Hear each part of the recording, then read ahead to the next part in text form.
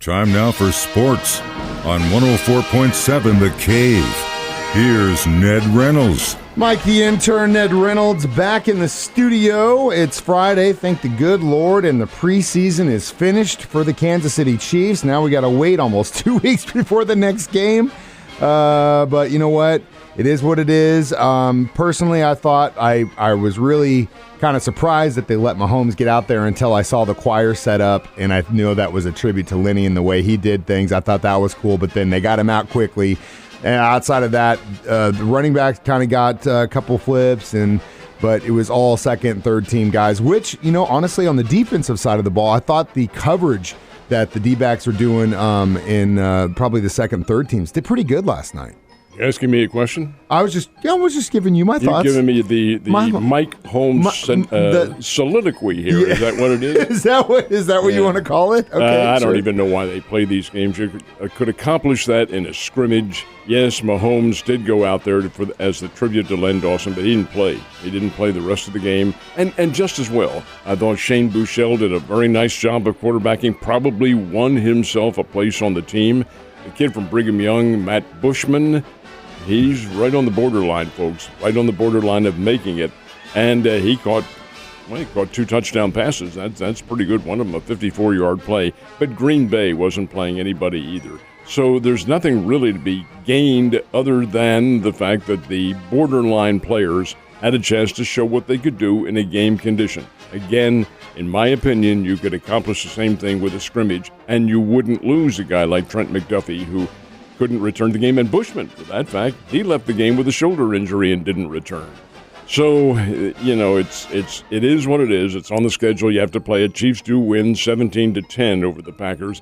So the exhibition season is over, and it is 17 days, folks, 17 days until they play their next game, which will be September 11th out in Phoenix, Arizona, against the Arizona Cardinals. Road game. That's the real thing. That's when you'll see all the players, defensive and offensive. The first-teamers will be in there for much of the game, of course, depending on how it goes. But it's a win. That's what counts. Absolutely, and again, I saw some good. It's definitely on the D side of the ball, which I was really happy to see. But again, it is preseason, like Ned said, scrimmage, and now we got to wait 2 weeks for the regular season to start in Arizona. Yeah, and this is interesting too, because the Chiefs have to get down to their roster of 53. Have to do that by next Tuesday, or this coming Tuesday. They'll probably do it incrementally. Probably cut a few players here and a few players there, rather than the fell swoop of 34 at one time. That really isn't very fair, in my opinion, but that's the way it goes. That's the way they have things scheduled. Then, once they get down to that 53-player roster, which includes, of course, the taxi squad, they'll be able to work together and get ready for what will be a significant challenge in the opening game. All of them are, and this is the NFL, of course, all the games are big-timers. But you're facing a really good Arizona Cardinals team that has visions of making the postseason, which would be really interesting if they were able to. Cardinals have a history of starting out poorly, playing well at midseason, and then kind of collapsing. Has a lot to do, I think, with their organization. But they have a lot of talent on that ball club, and playing them in the opening game, that's going to be tough for Kansas City. Hell yeah, but it's always going to be tough for the Chiefs. But football is not over. There's plenty of preseason today, tomorrow, and Sunday, and college ball happening this weekend, too. Well, college ball is exactly right. You have a game, probably, I hesitate to call it a marquee game, but it is the Big Ten Conference opener, but it ain't in this country. It's in Dublin, Ireland, and that's Northwestern against Nebraska, and that's a Big Ten Conference game. You do have some others that are going on that do merit some interest. Illinois is playing this weekend against Wyoming. Wyoming's Mountain West team, and pretty good. They've had some pretty good years. They come into Champaign-Urbana to play the Illini. That's later tomorrow afternoon. We did have a college game here in town last night, and that's a misnomer. It wasn't in town. It was in Nixa. That's where Evangel plays their home games at Eagle Stadium, but Evangel did get a win, 31-20 over Clark Big College, win. and that's very nice. Goldschmidt had himself a day yesterday, didn't he? Goldschmidt and Corey Dickerson had 3 hits apiece. Dickerson had a 10-for-10 streak going. That's pretty good. That figures into the Cardinals' history books. But Goldschmidt has just hit the cover off the ball this season. He's a candidate for Most Valuable Player. He had 3 hits. Cardinals win by a score of 8-3 over the Chicago Cubs. and take 3 out of the 5 games in that series, which was fully expected. Now the Redbirds return home to St. Louis this weekend, and this is a significant challenge coming up for them now because the Atlanta Braves, who are very good, well, they're the reigning World Series champions, they're in for a 3-game series, and that begins tonight up at Busch Stadium. The Cardinals pretty solid as far as the division championship is concerned. They're way ahead of the Milwaukee Brewers and playing a lot better than the Milwaukee Brewers. So I really think that the Cardinals are, I can't say coasting, that's not the case, but they're certainly comfortable with the situation they're in at the moment and getting very good pitching.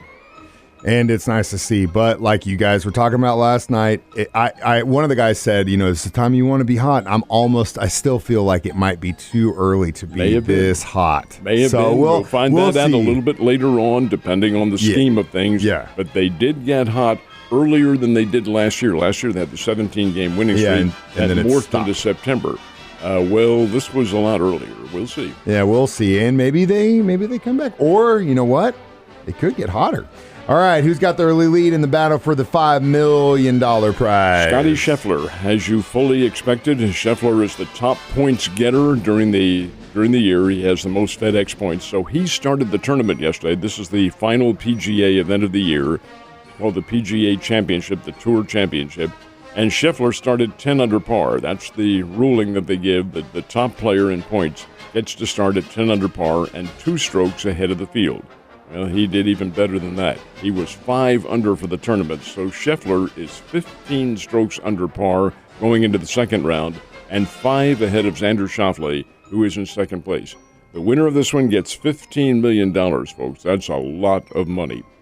And that's the championship for winning the FedEx playoffs, which is what this is. There was to have been the top 30 golfers playing. The field is cut after the first round.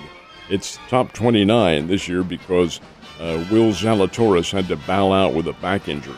Still, it's pretty doggone good, and the PGA incident, we're going to get into this probably next week, is coming up with plans now to rebut the LIV Tour and make things a little bit more amenable to the current PGA players. One statement that I did find that was very interesting from the commissioner of the PGA before this tournament started, he was asked twice, the LIV players, will they be allowed back ever? The answer was negative. No, they made a decision, they're out. Period, exclamation. Man, it's crazy because it's because as a pro ball player, if you wanted to go play in a summer league or something, and they never do that because it'd be harmful to their body, and it's already enough to play a season. They could do that. And NFL's not going to squash them. You go play exhibition football all you want within rules, but no, not really, Mike. The contracts are pretty much designed to prevent something like that. Don't basketball players do that though? Not really. They have a summer league. Yeah. That's within the contract. And that's more of kind of a minor league setup. Correct. Too. Then, Well, then I guess it makes sense if the PGA is going to do that. Everyone else does it. Might as well make them do it. It happened, as a matter of fact, prior to remember the Pro Bowl All-Star game when it used to be played in Honolulu? Yeah. Some of the players got out and were on the beach one day before the game. They're throwing the football around and having a little fun and all that. The guy blew out his knee, one of the Pro Bowl All-Stars, and they said, enough of this. Yeah, enough. And that's why you don't see Patrick Mahomes playing any pickup basketball games anymore. All right, last but not least, it's opening night for high school football in Missouri.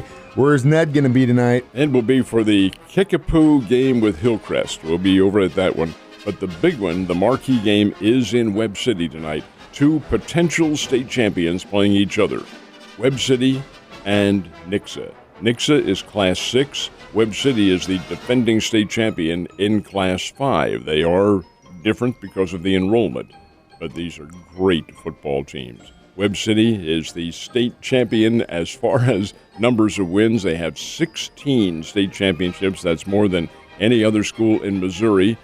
St. Genevieve Valley Catholic is next, I believe, with 15, but Webb City with 16 leads it. They play Nixa tonight. That's a dandy. Mentioned the Hillcrest Kickapoo game. Springfield Glendale goes to Waynesville tonight. Lebanon comes here to town to play Parkview over at Kennedy Stadium. Nevada expecting a very good year against Springfield Catholic tonight over at Catholic. And Carl Junction comes to the area to play Ozark. So there are some very good games, and that's just really scratching the surface. Almost all of them are opening tonight. There are some games on Thursday and some Saturday because of the lack of game officials. Need those referees and other officials badly, folks. They need them badly, but because of the lack, they've had to alter the schedule a little bit. See what happens. Maybe we'll get a greater influx onto the officiating roster. It'd be nice to see, and if you're sitting there and you're like, man, I'm not doing anything, I love football, try it. You might like it.